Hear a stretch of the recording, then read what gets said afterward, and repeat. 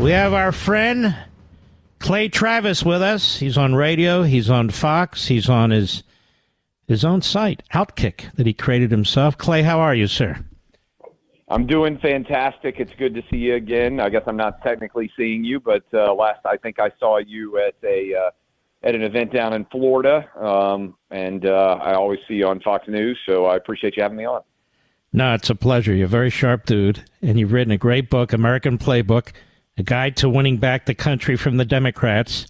And you can get it on Amazon.com right now, folks. It really is a fantastic book. All right. There's a lot in the book. Let's hit some of the highlights. Yeah. How do we win the country back from this evil entity called the Democrat Party? So you know that I come from the world of sports. And for people out there who are curious how this idea kind of came to be, if you are consistently losing in the world of sports, you look at your playbook and you say, my goodness, if we're running the plays and we're losing, maybe we need to come up with a new playbook. So, and I know you think about this a lot too, because I watch you on Fox News. You do incredible work, and I know this show is fantastic too. But so much of what we do sometimes is reacting in radio and TV to what's going on.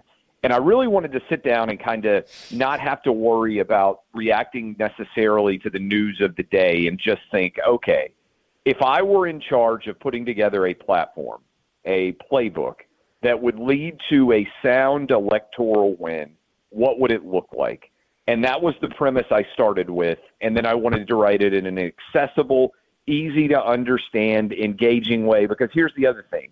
I want people to like it. But I really want people to give it to their kids and their grandkids and say, hey, kid, think about this. What do you disagree with that Clay has written here? Tell me why this isn't logical. I really think we have to start really competing for the hearts and minds and ideas of younger generations. And so that was the impetus under which I wrote this book. So give us a couple of the plays, some of the main plays. Yeah. So to me, I would say if you want one thing that I think crystallizes how broken the Democrat mindset is, I really do believe it's the idea that you can be a man and win a women's sports championship. I think it cuts across white, black, Asian, Hispanic, gay, straight. I think if you are in any way and you've ever taken a kid to Little League, you ever taken a kid to soccer, you ever taken a kid to swimming, the idea that a grown man would decide that he is a woman and would be able to win a women's NCAA championship and be nominated for Woman of the Year is such a fundamental lie that it is impossible to defend. There is no rational basis upon which you can base that argument. And I think you have to find issues such as those that unite disparate groups, hammer them over and over again, because to me it is a representative example of what you are required to believe if you are a member in good standing of a far left-wing Democrat Party. And I think it just is crystallized. I think everybody understands it. I don't think there's a man alive, and there's barely a woman who's ever played sports that thinks that's right. And yet every Democrat in the House and every Democrat in the Senate opposed it. I believe Robert F. Kennedy Jr. is the only Democrat that has publicly said, yeah, this is crazy. Men who identify as women should not become women's champions. I think it's one that really connects. Why do you think Biden and the Democrats are so obsessed with this and so committed to this? I think because it's a litmus test issue. And I think that it demonstrates that they are so committed to the idea of inclusion that they're willing to ride it all the way to exclusion. And what I mean by that, and I think it's an important idea to think about, is it's not kind to force a woman who otherwise would have been able to compete for a championship out of the ability to compete for a championship because there's a man who took her spot. And in fact, this runs directly counter to Title IX. It runs directly counter to the idea of feminism itself. And I think this is what the Democrat Party has become. It's a hierarchy of victimization. And the trans community is at the apex in the minds of Democrats of victimization. And when they have to make a choice, because this is what they would have to do, they would have to decide, okay, wait, are we on the side of women, which typically are a big Democrat voting base, or are we on the side of the LGBTQ blah, blah, blah on trans community? And when they have to make a choice between two identities that typically support Democrats, what they do is they pretend it doesn't exist. And that's what they're still trying to do with this issue. They're trying to say, oh, you know, the Republicans have manufactured this. This isn't a real issue. Well, I disagree. I think it's coming for every major league, every certain school district. All of this is continuing to come more and more, and eventually you have to pick a side. And would you approach the parents versus the teachers' unions the same way? Yeah, I would. Look, one of the things I'm most proud of, and probably the thing I'm the most proud of, is being a dad. I've got a 15-year-old boy, a 12-year-old boy, an 8-year-old boy. And Mark, the big reason why I wanted to write this book is I worry about the world that we're leaving for them. And at some point you pivot from worrying about yourself to thinking about the world that your kids are going to inherit. And when I think about the things that we are getting wrong right now, one of the things I'm most proud of is 2 years ago in Williamson County, Tennessee, which for people out there who are familiar at all with Nashville, Franklin, Brentwood area, just south of town. I'm a born and raised kid, Nashville, went to public school K through 12. I went and spoke at my local school board where two of my kids go to school in Williamson County, Tennessee. I spoke out against the idea of wearing masks in schools. And it was a incredibly contentious hearing.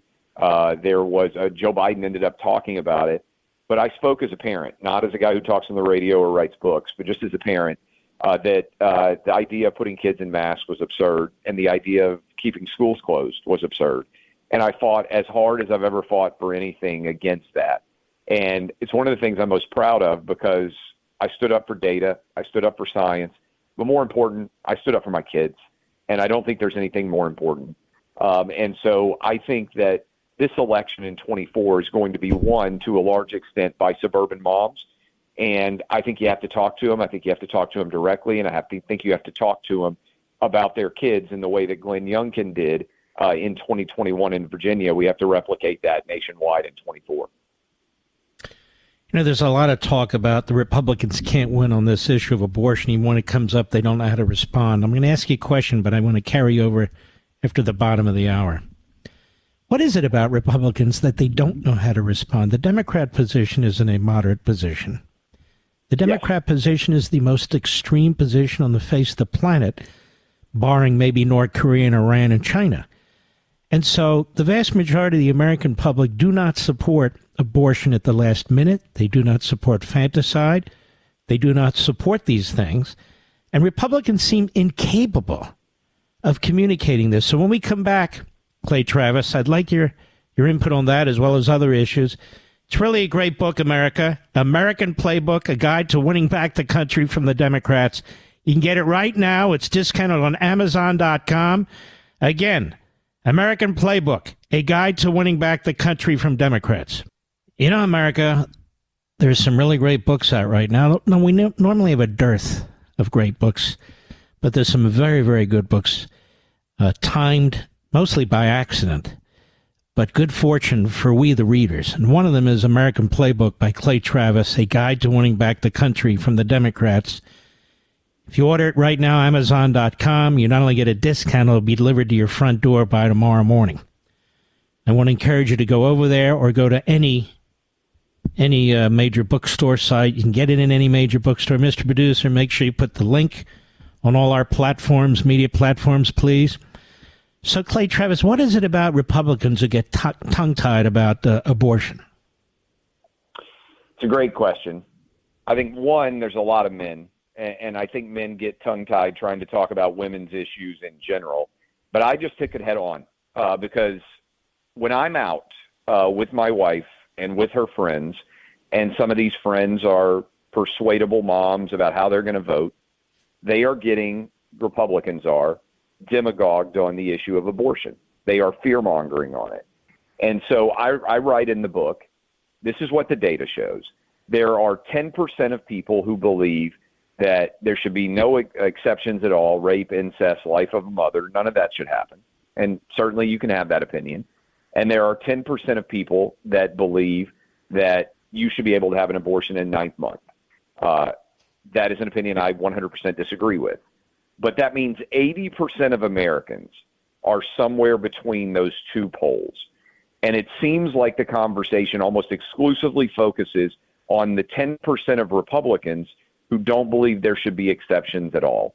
And I'm not here to say that anybody is wrong for that opinion. I think this is one where truly you can have a variety of perspectives.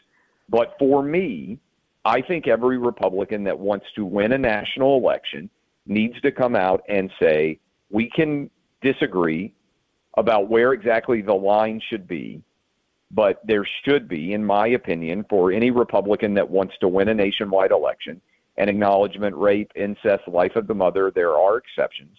Where the weaks are, I think you let individual states make decisions. But I think you then immediately pivot and say, but the really radical position, and this is the position of the entire Democrat Party, is abortion should be legal up to the 9th month of pregnancy.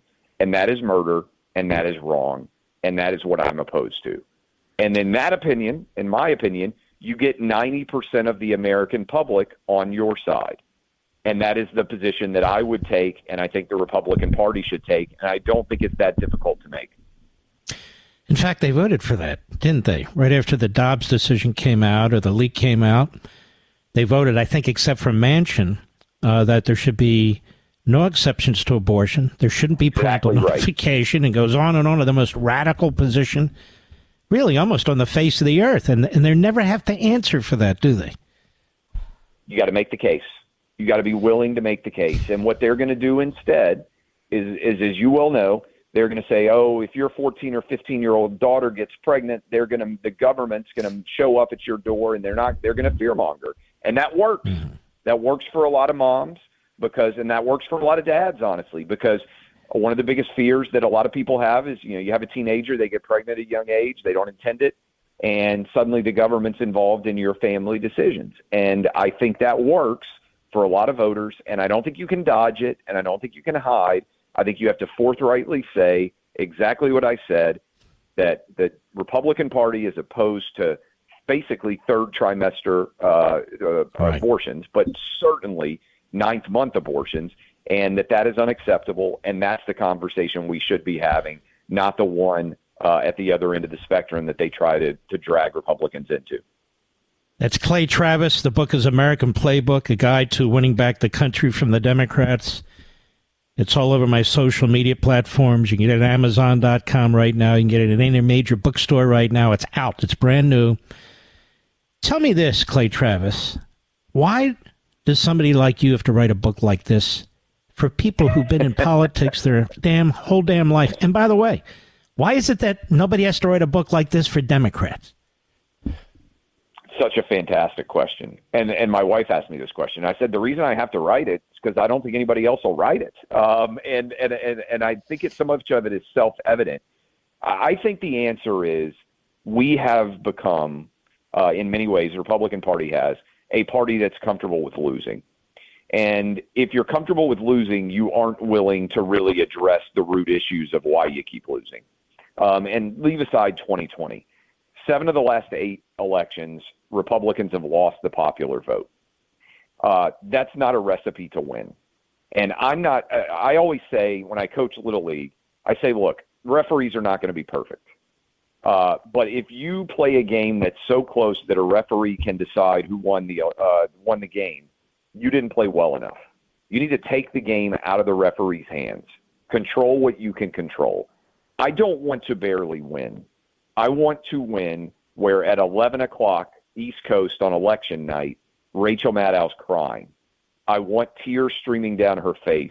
I want it to be decided. I want it to be a landslide. And I think there are a lot of people that would rather lose a close election and not have to actually risk a bigger loss. You know this. A lot of people are comfortable with a small measure of success. And I think that's where the Republican Party is. We basically have created, I say in the book, a political system where we wait and see what 8 people in Scranton, Pennsylvania are going to decide in the final week of October, and that's how we decide who's going to win presidential elections. I think that's wrong. I think we have to fundamentally rethink what we want this party to be, and we have to make calculated, smart, intelligent, rational arguments to the persuadable public. And I think there are a lot of people out there that are persuadable. And what about resistance from the Republican establishment? You got these guys been hanging around for 30, 40, 25 years who really are very comfortable in a minority status or winning now and then. And, you know, they like the trappings of power. They like the special interest groups. They like what they like, and they dislike us. You know, it's a good question. I would answer it this way. I put up polls recently for my audience, and I said, would you rather vote for Robert F. Kennedy Jr. or would you rather vote for Mike Pence? My audience is overwhelmingly Republican. Robert F. Kennedy Jr. won 75-25. Why is that? I think it's because what matters more than R&D right now is establishment versus anti-establishment, and whether the audience trusts that you're being honest with them. I think a lot of politicians lie, and I think the audience knows that. And what people crave is not necessarily someone who agrees with them on everything, but someone who is going to tell them the truth. And what I try to do in the book is say, look, I'm not going to sugarcoat things. And I would say, if you listen to your show or you read my book or you read one of your many, many best-selling books, I always say if you agree with every word in a book, you're not thinking hard enough. If you agree with every word a radio host says, you're not thinking hard enough either. We shouldn't agree on everything, but we should agree on the big issues. And to me, the big issues are, is America the greatest country that's ever existed in the history of the world? I think it is. Is America innately a force for good in a world that is often filled with evil? I think the answer is yes. And I don't believe most Democrats believe that. That is the argument we need to have about the soul and sanctity and true worthiness of America in this day and age. And that's a battle I'm ready to have. And I think a lot of Republicans, candidly, don't want that fight. They're worried about what the country club people are going to think about them. I have a unique talent, and it may also be a unique flaw, Mark. I don't care what anybody else thinks. I'll tell you exactly what I think. And if you disagree, that's fine. Doesn't mean we can't have a beer and still be friends, can't talk about who's going to win the Super Bowl. But I'm not going to pretend to believe something that I don't because I'm worried about what somebody else is going to think.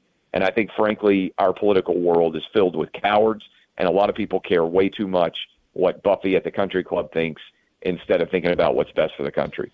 A couple of our kids live in Nashville. They left California. Yep. All the grandkids live in Nashville. So I have a question for you. I have nothing to do with Nashville. How are the Philadelphia Eagles, my team, they're going to lose 90% of the audience. How are they going to do this year? Well, first of all, I love Jalen Hurts. And I love Jalen Hurts, and this is why I love sports. Because Jalen Hurts, for people who don't know his story, was benched at halftime of the college football national championship game. I remember watching it. As humiliating and utter of a defeat as you could have in sports. And his backup came in and led the team, Tua Tagovailoa, who is now the quarterback of the Miami Dolphins, led the team to win the national championship. And Jalen Hurts had to transfer and go play at Oklahoma because he lost his starting job with 25 million people watching in the biggest game of his career. A lot of people would have completely shrunken. They would have run. They would have turned and hide. Sports teaches you that loss is not eternal. And what I love about his response was he said, I'm going to work to get better. And he did. And he played, and they lost the Super Bowl now. I know you know as an Eagle fan. Not really. He had one of the best well, you didn't like the call, I bet, late on the that's right. holding. But that's all right. He had I was there in that crowd. He had one of the best quarterback performances we have ever seen on the much bigger stage, the single most watched football game of all time. And that's why I think sports teaches so many lessons. You asked the question, why do a lot of people are afraid of losing. You know, I'm not. Sometimes you lose. I'm way more afraid of not putting forth my best effort because I'm afraid of failure. I wrote a story at Outkick. I bet you've experienced it early in your writing career. I went to a book signing. Nobody showed up. You sit at a table for 2 hours in 2007, 16 years ago, like I did. Nobody shows up. You got a lot of time to figure out how tough you are. And I believe America's tough, and I believe most people in America are tough. And I love that story about Jalen Hurts. I love your Eagles. I wish I could get back A.J. Brown. My Titans gave him away. Didn't get enough for him. But I think you're going to be way better even at running the football than you were. I love the SEC. I love the draft. I think you guys had the best draft of any team in the country. And I think you're going to be the best team in the NFC. I knew I liked you. The Niners on the other side, by the way. I like the Niners. I think it's going to be a Niners Eagles game. And I think with Brock Purdy back and healthy, the Niners going to be really good too.